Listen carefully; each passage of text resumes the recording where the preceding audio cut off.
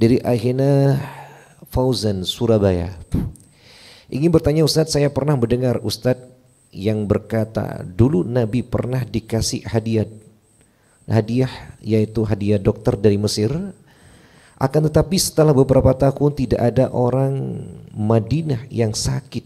Kemudian dokter itu bertanya ke Nabi, kenapa selama beberapa tahun ini tidak ada yang sakit ya Rasulullah? Kemudian Nabi menjawab, kami tidak makan kecuali lapar dan berhenti setelah kenyang. Kemudian kemudian berhenti sebelum kenyang. Kemudian Ustadz itu menambahkan bahwa makan yang benar itu adalah sepertiga makanan, sepertiga minum, dan sepertiga udara. Pertanyaannya Ustaz, porsi makan, sepertiga minum, dan sepertiga udara itu seberapa katanya Ustaz? Porsinya itu seperti apa? Tahu seberapa? Porsi orang itu beda-beda ya. Yang jelas kita bahas Nabi SAW menunjukkan bagaimana Nabi ini tidak hanya mengajak kita untuk mulia dari sisi rohani kita, untuk bahagia dari sisi rohani kita dan surga di akhirat kita, ridho Allah dan seterusnya. Tapi Nabi juga mengajak kita untuk sehat jasmani kita. Lengkap ajaran Nabi SAW mengajak kita, mendidik kita bahagia, sehat, mulia dunia dan akhirat, zahir dan batin, jasmani dan rohani SAW. Maka sahabat mengatakan, allamana Rasulullah SAW fi kulli syai'.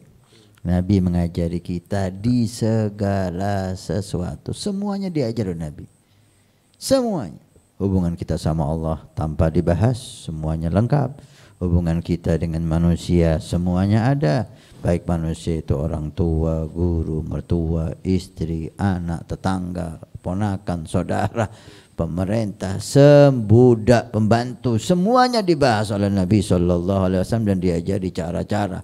Hubungan kita dalam sosial, dalam pekerjaan, semuanya dibahas. Bahkan sampai gimana cara duduk ketika buang air besar diajari oleh Nabi. Mentok udah. Agama mana yang ngajari?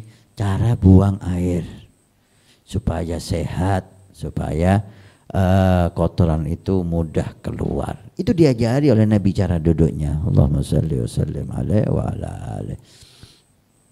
Demikian juga seperti yang dikatakan tadi.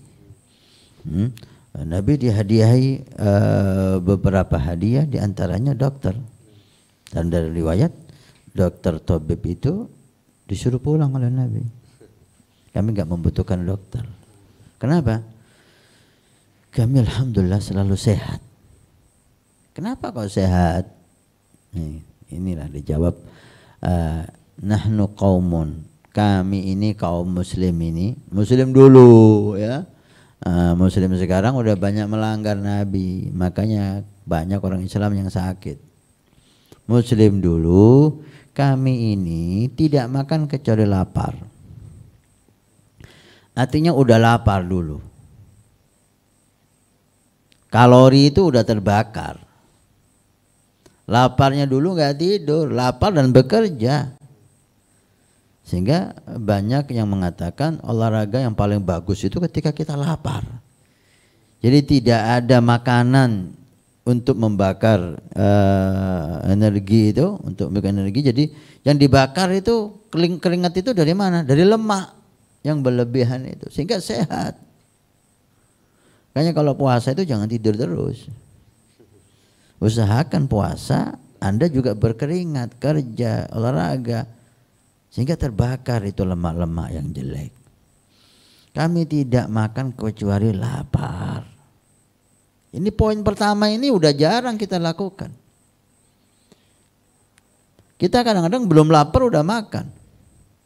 Bahkan yang lebih bahaya lagi, habis makan, makan lagi. Ini bahaya ini.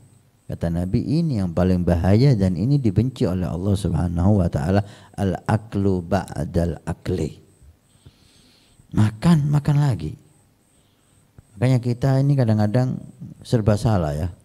Ketika berkunjung ke rumahnya masyarakat gitu, dia niatnya baik, menghormati, sedia makan. Kita makan di satu rumah, pindah lagi 10 menit dikasih makan lagi, pindah lagi dikasih makan lagi. Ini melanggar syariat ini gitu loh. Gak kita makan kasihan, kita makan badan kita hancur, rusak.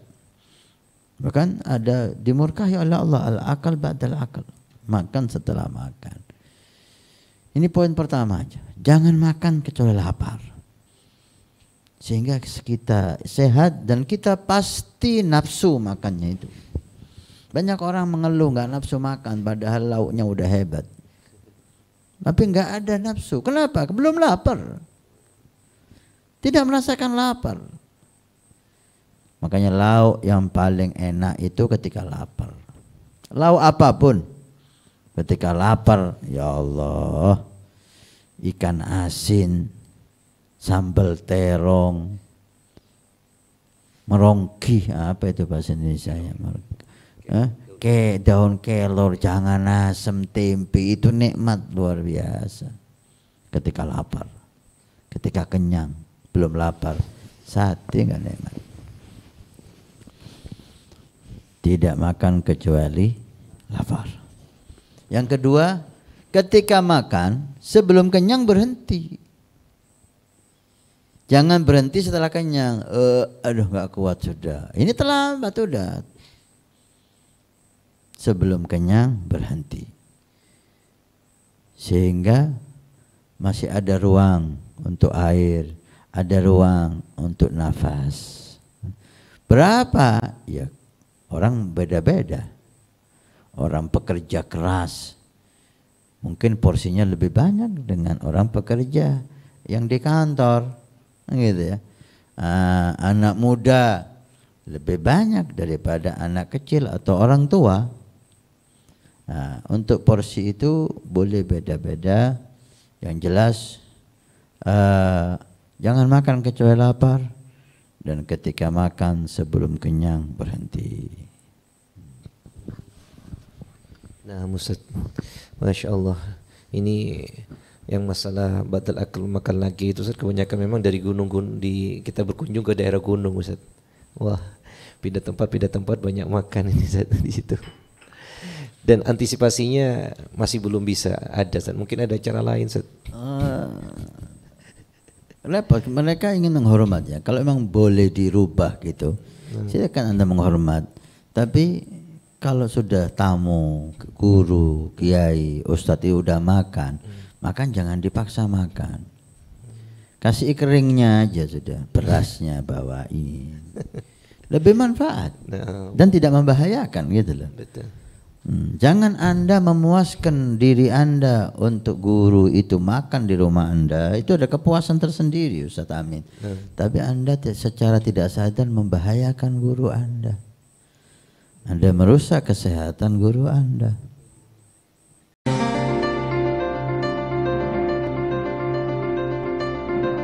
Assalamualaikum warahmatullahi wabarakatuh. Alhamdulillah, saya Hasan Ismail Al-Muhdar, khadim Pondok Pesantren Nurul Iman. Kami informasikan kepada semua donatur Masjid Awwabin pada hari Jumat ini tanggal 9 Juni. Alhamdulillah kita melaporkan perkembangan Masjid Awwabin. Lantai pertama sudah kita lewati dan sudah selesai, tinggal finishing. Dan ini lantai yang kedua juga sudah selesai pengedekan dan insya Allah bentar lagi proses finishing.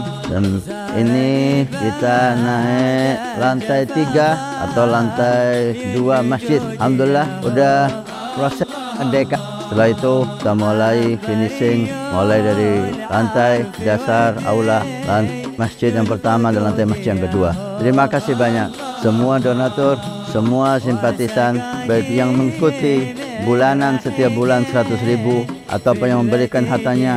Mudah-mudahan Allah Subhanahu wa taala menjadikan sebagai sedekah sedekah jariah. Kalau kemarin Anda yang ikut, ini waktunya Anda menjadikan sedekah jariah ini untuk orang tua Anda, untuk anak Anda, untuk orang-orang yang Anda cintai, untuk istri Anda, sehingga semuanya kaya dengan pahala dan taat di hari kiamat. Karena masjid ini akan ditempati semua kegiatan ibadah. Belajar mengajar di masjid, dakwah ilallah di masjid, salat jamaah di masjid, aurat di masjid, pengajian di masjid. Masya Allah, begitu besar fungsi masjid dan aula Al-Awabin yang diberi nama oleh guru mulia kita dengan Awabin. Mudah-mudahan cepat selesai dan bermanfaat sampai hari kiamat. Terima kasih. Barakah. Wassalamualaikum warahmatullahi wabarakatuh.